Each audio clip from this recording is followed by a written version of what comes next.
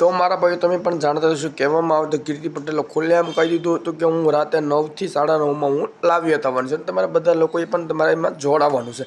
હાલ મિત્રો સોશિયલ મીડિયામાં કહેવામાં આવે તો કીર્તિ પટેલના વિડીયોમાં ખૂબ જ વિડીયો વાયરલ થઈ રહ્યો છે. મિત્રો વિડીયો તો તમને સંપૂર્ણ બતાવું તો તમે નવા હોય તમારી ચેનલ લાઈક કોમેન્ટ ફોલો કરી નાખજો જેથી કરીને અમારી ચેનલમાં આવા અનેક વિડીયો આવતા હશે. તમારા મિત્રો સુધી મેં વિડીયો જરૂર ને જરૂર શેર કરી દો જેથી કરીને લોકોને પણ પૂરતી માહિતી મળી શકે. આ મિત્રો સોશિયલ મીડિયામાં કહેવામાં આવે તો આ વિડીયો તેમાં ખૂબ જ વાયરલ થઈ રહ્યો છે. કહેવામાં આવે જે રાતના 9 થી 9:30 જે લાવ્યા થવાની હતી તેના વિશે કહેવામાં નાની મોટી વાત કરી છે. મિત્રો કહેવામાં આવે કોના કહેવાથી જે રાતે લાવી ન થઈ મિત્રો વિડીયોમાં તો તમને સંપૂર્ણ ડિટેલમાં માહિતી આપશે. મિત્રો પહેલા તો તમે વિડીયો ધ્યાનથી જોઈ લો.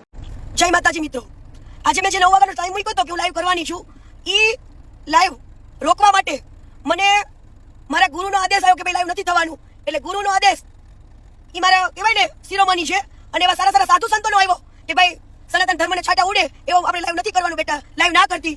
એટલે બધાનું માન સન્માન રાખીને હું હજુ વાત જ કરતી હતી. એટલે મારું લાઈવ રોકવા માટે પોલીસની મને બે ગાડીઓ મારી પાછળ થઈ, બે ફોર વ્હીલો. પણ વિચાર કરો તમે કેટલી એ વાતમાં પેલી સચ્ચાઈ હશે કે આટલા લોકોને મને રોકવા આવવું પડે છે અને મારા ઉપર પોલીસની ફરજ ઉકાવવા માટેનો કેસ બનાવ્યો.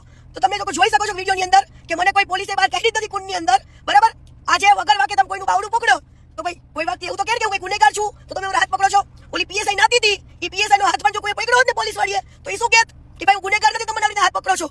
તો ત્યાં કુંડની અંદર પીએસઆઈ જેવા અનેક લોકો પાણી અંદર નાખ્યા છે. તો કીર્તિ પટેલ ઉપર એક જ ફરિયાદ કેમ ભાઈ મારો લાઈવ રોકવા માટે આટલું પોલીસ કેમ મારી પાછળ પડી છે, મારો પીછો કરે છે હાલમાં પણ.